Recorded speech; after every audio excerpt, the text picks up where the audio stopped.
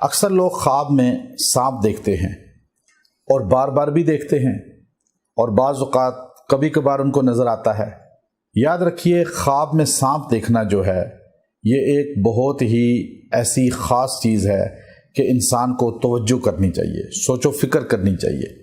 سانپ انسان کا ازلی دشمن ہے اور سانپ کبھی انسان کا دوست نہیں بن سکتا۔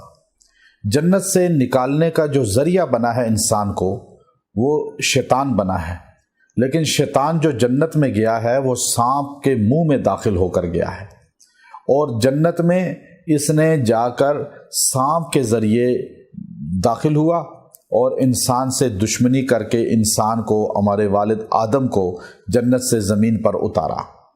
تو شیطان، جن اور سانپ یہ آپس میں دوست ہیں۔ ان الشیطان لکم عدو مبین، شیطان انسان کا ازلی دشمن ہے، اللہ نے صاف کہہ دیا۔ سیدہ عائشہ رضی اللہ عنہا فرماتی ہیں کہ جنات کی کئی اقسام ہیں، ثلاثۃ اصناف، 3 قسمیں مشہور ہیں۔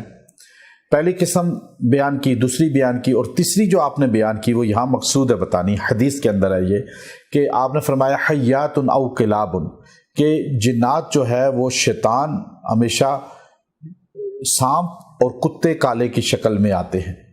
تو اس لیے سانپ جب خواب میں آئے گا وہ جن ہوگا اور دشمن ہوگا، تو یعنی آپ کے پیچھے دشمن لگا ہوا ہے، چاہے وہ انسانوں میں سے ہے چاہے وہ جنات میں سے ہے۔ اب یہ معالج دیکھ کے فیصلہ کرے گا کہ آپ کے پیچھے دشمن انسان ہے یا جن ہے۔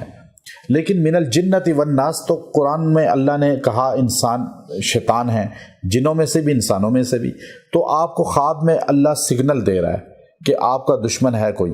اب کون ہے، انسان ہے یا جن ہے؟ ان دونوں میں سے کوئی ہے۔ اب ان دونوں سے بچنے کے لیے آپ کو سورہ فلق اور سورہ ناس 11 بار پڑھ لیں تو اللہ آپ کی حفاظت بھی فرما لیں گے۔